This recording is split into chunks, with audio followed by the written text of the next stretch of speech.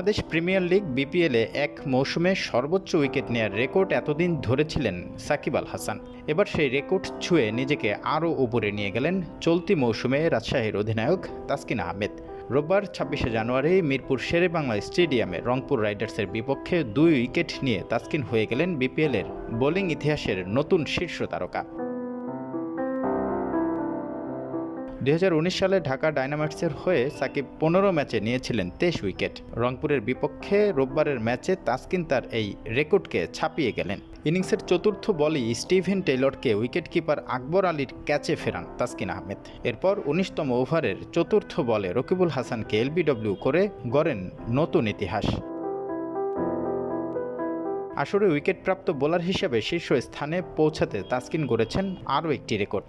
ঢাকার বিপক্ষে এক ম্যাচেই ৭ উইকেট শিকার করেছিলেন তিনি, যা বিপিএলের কোনো ম্যাচের সেরা বোলিং ফিগার। স্বীকৃত টি-20 ক্রিকেটে এটি তৃতীয় সেরা বোলিং ফিগার।